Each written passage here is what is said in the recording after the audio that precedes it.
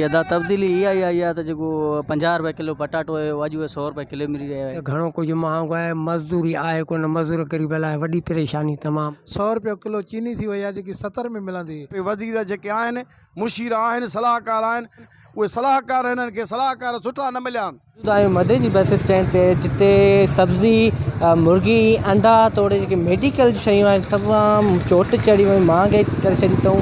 जे सबबु जेके हितां जा ग़रीब मिसकिन माण्हू आहिनि से काई बि शइ ख़रीद करण खां महरूम बणियल आहिनि।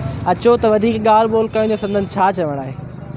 जी अदा तब्दीली इहा ई आई आहे त जेको 50 रुपए किलो पटाटो है अॼु 100 रुपए किलो मिली रहियो आहे।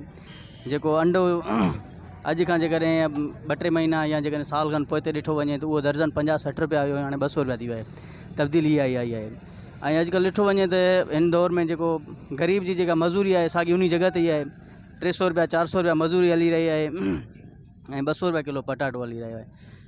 ऐं पेट्रोल मां ॾिसो त किथे पुॻो आहे। हर चीज़ बिल्कुलु जेका जो महांगी थी वई आहे। ग़रीब लाइ जीअण जंजाल थी वियो आहे। ग़रीब जेके बिल्कुलु रोडनि ते पिया आहिनि, मरनि था पिया, बुख मरनि था पिया। उन्हनि जे जेकॾहिं अन्न जे लाइ ॾिठो वञे, साड़ियुनि जे लाइ ॾिठो वञे, साड़ियुनि जा अघु जेके आहिनि बिल्कुलु नॉर्मल हलनि था पिया, साॻी उन रेट में हलनि था पिया जेके साल ॾेढ पोइ ते ॾिठो वञे।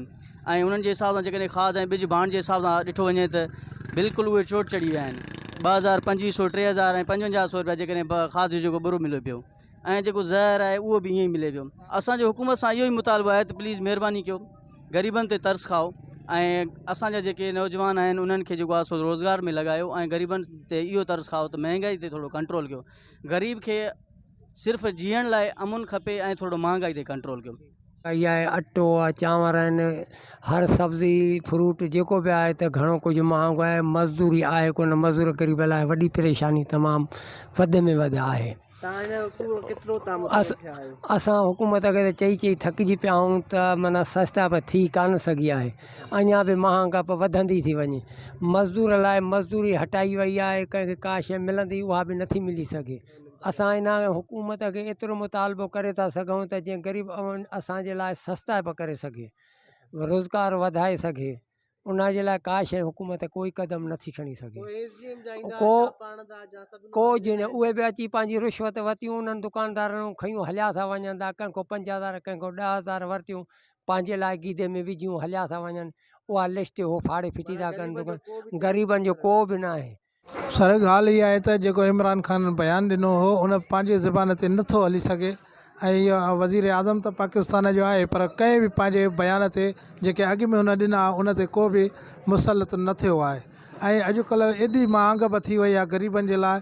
100 रुपये किलो चीनी थी वई आहे जेकी 70 में मिलंदी।